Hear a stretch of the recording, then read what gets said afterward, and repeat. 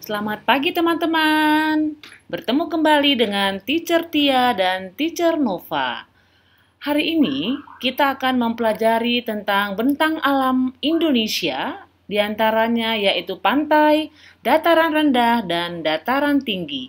Yuk kita simak bersama-sama. Sekarang kita akan belajar tentang kenampakan alam dan pemanfaatannya. Coba kalian lihat 3 gambar berikut ini. Menurut kalian, gambar apakah ini?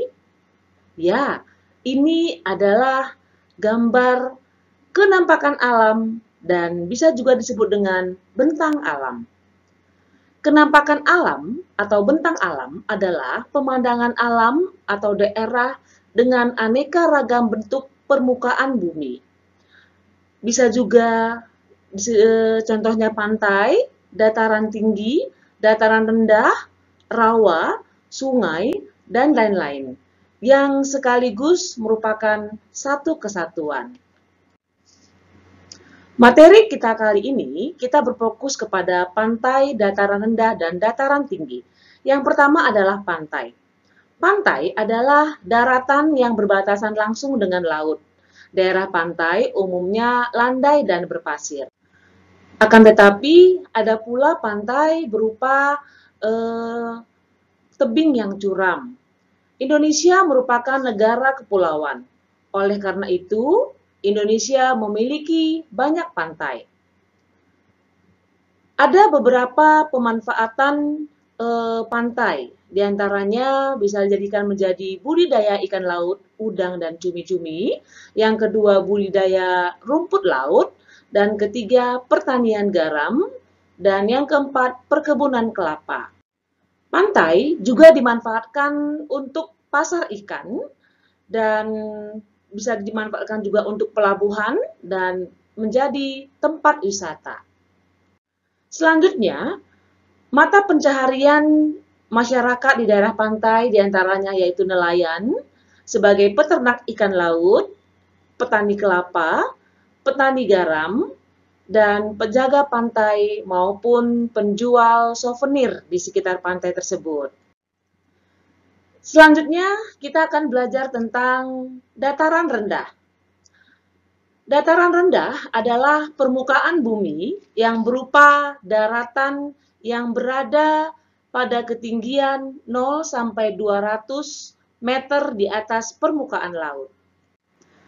Dataran rendah dimanfaatkan manusia untuk keperluan di berbagai bidang, teman-teman. Yang pertama, bidang pertanian. Contoh hasil pertanian di dataran rendah yaitu padi dan tebu. Selanjutnya, yang kedua adalah di bidang peternakan. Contoh hewan ternak di dataran rendah adalah ayam, itik, sapi, dan kambing. Selanjutnya, yang ketiga, perkebunan.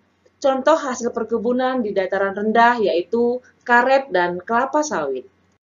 Dan yang keempat, dataran rendah dipakai menjadi sektor perumahan dan industri.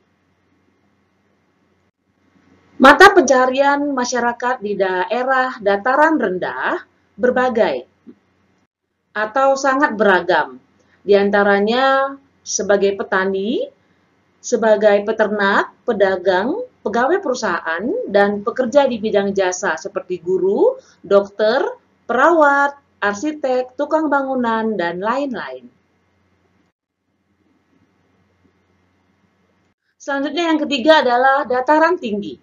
Dataran tinggi adalah permukaan bumi berupa daratan yang luas pada ketinggian 200 sampai 600 meter di atas permukaan laut. Berikut ini adalah pemanfaatan dataran tinggi, teman-teman. Yang pertama bisa digunakan sebagai perkebunan. Contoh perkebunan di dataran tinggi adalah perkebunan teh, kopi, dan kina. Yang kedua adalah pertanian. Di daerah dataran tinggi yang dibudidayakan biasanya adalah sayur-sayuran. Yang ketiga adalah peternakan sapi perah.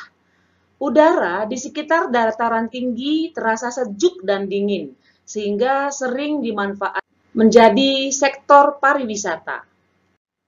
Selanjutnya, mata pencaharian masyarakat di dataran tinggi biasanya adalah yang pertama sektor pariwisata, pekerja di perkebunan, sebagai petani, dan sebagai peternak, dan lain sebagainya.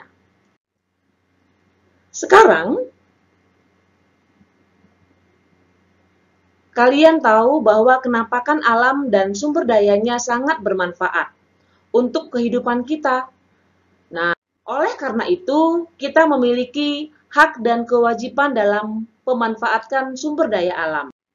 Seperti yang sudah kita pelajari teman-teman, seperti minggu yang lalu atau hari Jumat yang lalu ya, kita mengadakan Zoom, bahwa kita memiliki hak dan kewajiban dalam merawat dan menjaga tumbuhan. Nah, yang pertama, hak kita memperoleh udara segar dan memanfaatkan tumbuhan untuk memenuhi kebutuhan. Sedangkan kewajiban kita adalah memanfaatkan tumbuhan dengan bijak, merawat tanaman dengan cara menyiram dan memupuk tanaman.